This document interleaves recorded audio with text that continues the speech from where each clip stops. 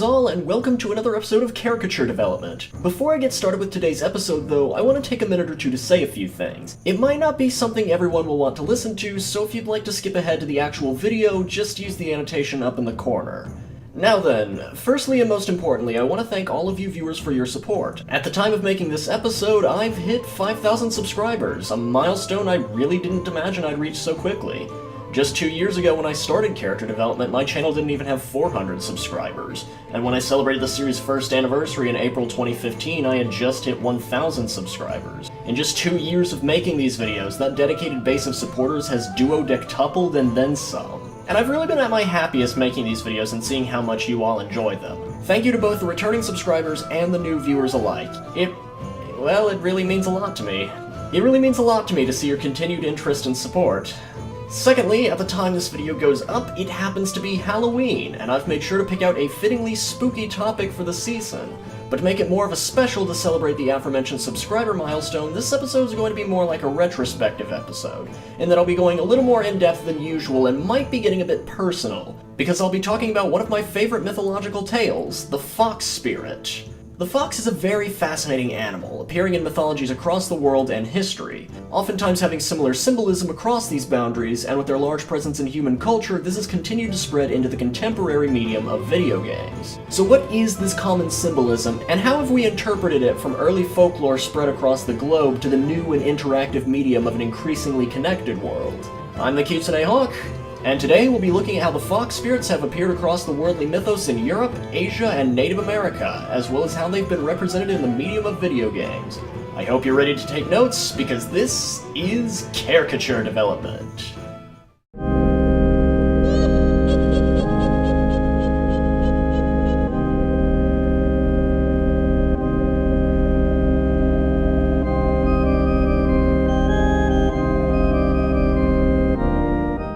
Humans have had a long history of interaction with foxes, as they've inhabited a wide swath of land taking up nearly the entirety of the northern hemisphere. As far back as the earliest civilizations of the world, Egypt, Native America, and Mesopotamia, they've been seen as spiritual symbols. In ancient Egypt, the fox was one of many animals embodied by Sutekh, one of the eldest gods, as well as the embodiment of storms, deserts, and the destruction they could bring. Though the red-haired and boastful Sutekh was associated with the harshness of nature, he was also a guide for the dead and helped the sun god Ra slay an evil serpent named Apep. By association, this means that the Egyptians saw a sort of dualistic symbolism with the fox, among the other animals that Sutekh symbolized, a pattern that would turn up again in due time. Between the Tigris and Euphrates rivers, however, the Mesopotamians directly deified the fox, as it was seen as the messenger animal of the mother goddess Ninhursag, seemingly disappearing between realms when it ran, another belief that would show up in lands far from their perceived origin. And though our records of Native America before colonization are sparse, we do at least know that many tribes had symbolic interpretations of foxes. In Peru, the Moche people frequently depicted foxes in their art. To the Moche, the fox was a warrior animal, though it didn't fight with its claws, but with its mind. It was a warrior of intelligence. Further north in what is now the United States and Canada, Native American tribes had multiple depictions of the fox. To some, it was a symbol of wisdom and perception, similar to the Moche depiction, and they would aid humans or animals of good nature while punishing the arrogant. But to other tribes, the fox was a bad omen, a trickster, and a thief. The Inuit in particular saw the fox as having the ability to shed its fur and disguise itself as a human woman. Much like the Mesopotamians, as well as the Egyptians and the god Sutekh, the Native Americans saw a dualistic nature to the fox. It both had sacred and evil interpretations, despite being an ocean and several centuries apart from the Egyptians and Mesopotamians. This dual-sided reading would very soon prop itself up again as the religion Judaism was established around 2000 BCE. As Judaism formed in the Middle East, the fox was documented within the Tanakh, under verses such as Solomon 2:15 and Ezekiel 13:4, describing the fox negatively as a mischievous and opportunistic animal. As Christianity developed from Judaism, verses like that of Luke 13:32 put the fox in a further negative light. With Christianity spreading across Europe, the fox came to be seen as a devilish animal. And with the advent of the medieval era, foxes were even ritually burned for their association with trickery, wiliness, and devilry. Yet before Christianization, European folklore and paganism, such as that of Ireland, France, and Norway, commonly saw the fox as a playful trickster spirit. The French even had a common folk character named Reynard, who was a cunning anthropomorphic fox so popular that his name became the French name for foxes as a whole. However, as all of these negative associations were growing with the spread of Abrahamic religion, a curiously different interpretation was beginning to develop in East Asia. In China, the fox took on a mythological role as the Huli Jing, foxes capable of assuming human form, often that of a gorgeous woman. The most famous myth of the Huli Jing was that of Daji, the daughter of a powerful general who became possessed by one of these fox spirits. While in Daji's body, the fox abused the power she and her husband held to torture and spite the people of China, enough to motivate a revolt against the Shang dynasty, until a fox spirit could properly be expelled from Daji's body. However, the Huli Jing was not a strictly evil creature, as the Chinese wrote tales of human men and fox women living in happy marriages, as well as fox spirits teaching humans how to practice magic. If anything, the Huli Jing were most known for their loyalty. A fox spirit that took to living with humans could be an earnest scholar, a hard-working servant, or a devoted lover. The tales of the Huli Jing would make their way further eastward to the kingdoms of Korea, where they became known as Kumiho. Very much the opposite of the Chinese interpretation, the Koreans only saw the fox as an evil being. The Kumiho was an exclusively female being, one that would seduce men only to kill and devour them for their own satisfaction. What set them further apart from the Chinese Huli Jing, however, was that the Kumiho had 9 tails instead of 1, presuming it was not currently under the guise of a bewitchingly beautiful woman. Despite the large amount of contrast between the Chinese and Korean myths, they saw something of a synthesis as they went further eastward to Japan. Amongst the Japanese, these fox spirits were known as Kitsune, and just like the Chinese and Native Americans, the Japanese recognized a dualistic nature to these fox spirits. On one hand, Kitsune were seen as divine animals. They were messengers to the harvest god Inari, and they became more divine for each 100 years they lived and for each new tail they grew, until they had a full set of 9 tails and reached a status similar to godhood. But on the other hand, Kitsune that were not in the service of Inari could abuse their powers and be simple tricksters or genuinely malicious spirits. The Japanese emphasized their ability to shapeshift, though they would often experience difficulty hiding some of their features, especially their ears or tails. They could use this ability both for good and for evil, black and white interpretations that can be seen in the tales of Japan's 2 most famous popular fox spirits, Tamamo-no-Mae and Kuzunoha. Kuzunoha was a fox that was freed from a trap by a nobleman, though the nobleman wounds himself in the process. Assuming the form of a human woman, Kuzunoha approached the nobleman and helped him back to safety. The two fell in love and had a son who would go on to become the famed court diviner Abe no Seimei. Though as soon as Kuzunoha suspected that her son noticed her identity as a fox spirit, she returned to the wilderness before once again seeing her son and gifting him with the ability to communicate with animals. As for Tamamo-no-Mae, she was believed by some to be the same fox spirit that possessed Daji in China, having now taken on her own human form as the emperor's most beautiful and intelligent courtesan. As time went on, however, the emperor's health was in decline, and members of the imperial court suspected that Tamamo-no-Mae was responsible for this. Having been found out, she was hunted down until she imbued her spirit into a stone. Kitsune in Japanese folklore were also known for their strong affinity with the element of fire, as they could create and manipulate small orbs of fire known as Kitsune-bi, often translated as foxfire. Wherever these lights appeared, a fox spirit was somewhere nearby. So with all of these world mythologies put together, as well as the increasing globalization of the world within the past couple of centuries, we can define a common set of symbolism for the fox. From the Egyptians, Chinese, and Japanese, the fox is a creature with a double-edged nature, a creature that could be benevolent or harmful. The benevolent side of the fox was emphasized by the Mesopotamians, Native Americans, Chinese, and Japanese, who all saw the good potential in the fox and depicted them as messengers to the gods, helpful spirits, devoted lovers, and brilliant scholars. But to the European pagans, Abrahamic faiths, and Koreans, the fox's mischievous and at times devilish nature was emphasized over goodness. To them, it was an animal that lived on its own opportunistic nature.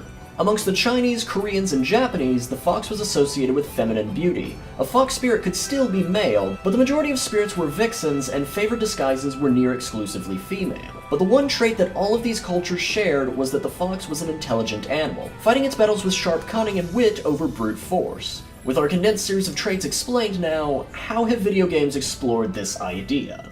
It shouldn't come as a surprise, but a majority of fox spirits in the medium of video games come from the better chronicled and more influential myths of China, Korea, and Japan. Starting chronologically first with the Huli Jing, Koei Tecmo's Warriors Orochi series features a character named after and based on the tale of Da Ji. Though she doesn't immediately look like a fox, her facial features and clawed fingers do subtly allude to this. And one of her extra outfits in Warriors Orochi Z gives her a hairstyle mimicking a fox's ears. Warriors Orochi 3 Ultimate would add Tamamo-no-Mae as a playable character, indicating that she and Da Ji are separate fox spirits. Unsurprisingly, the fox spirit abilities are fleshed out more with Tamamo and played more subtly with Da Ji.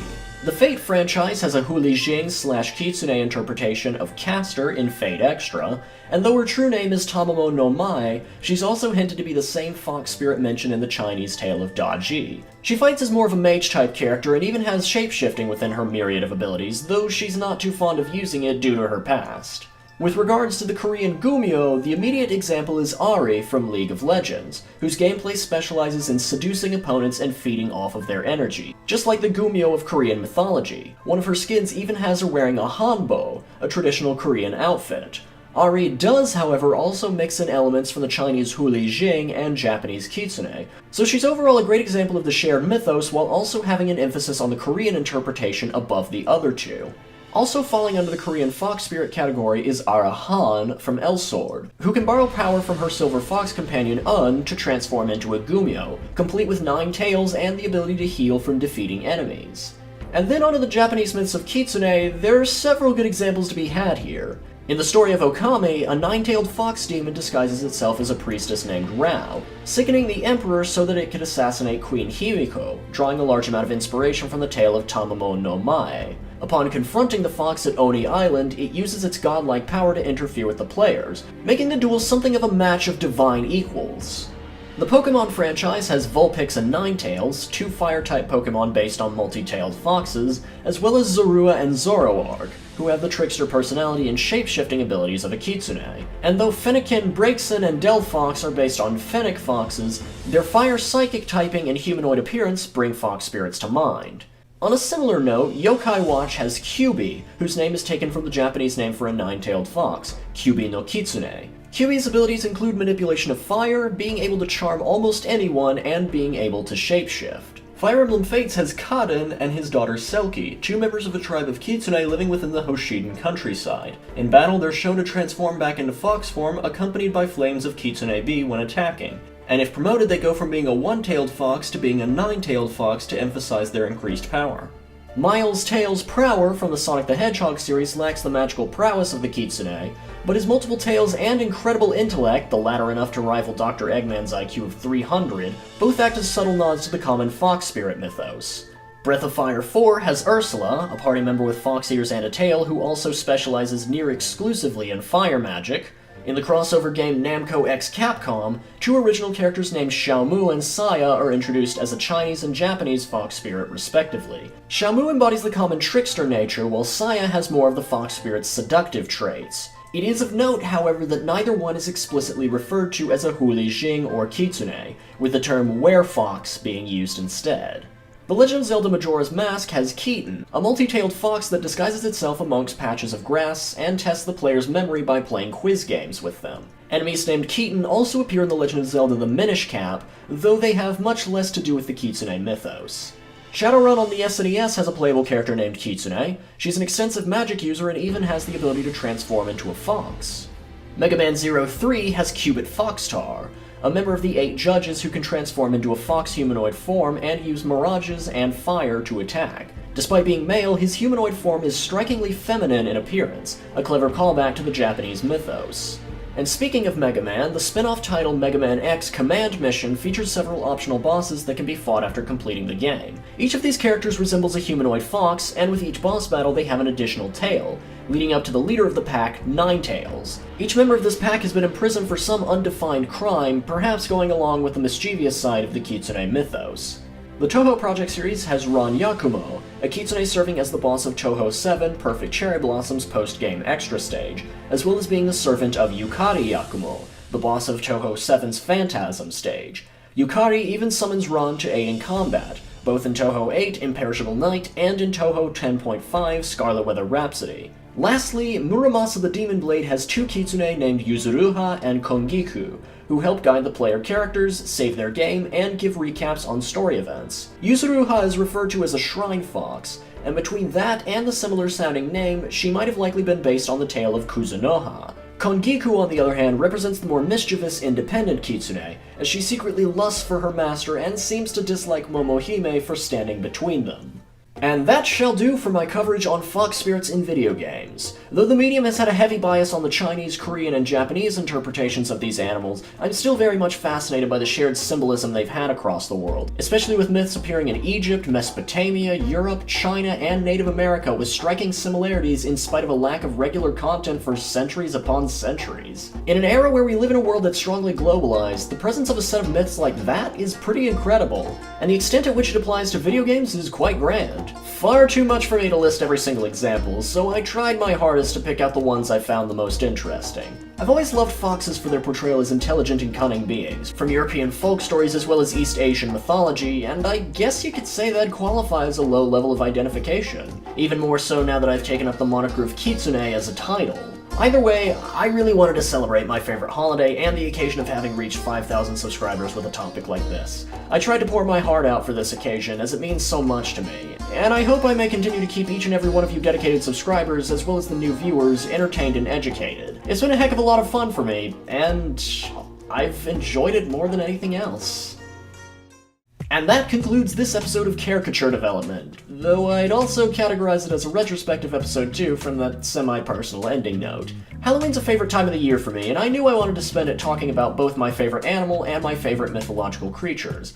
I had lost a bet early in the month and had to change my Twitter profile to Caster for the rest of October, and that got some interesting responses, but I guess I got to celebrate the holiday in a way.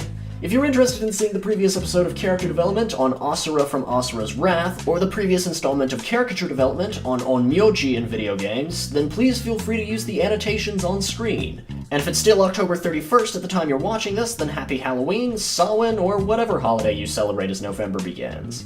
Feel free to use the comments section to share your thoughts and feedback, as well as answer a question I'd love to hear your responses to. What is your favorite animal or mythological creature, and why? Thanks again for watching, stay safe, and take care everyone.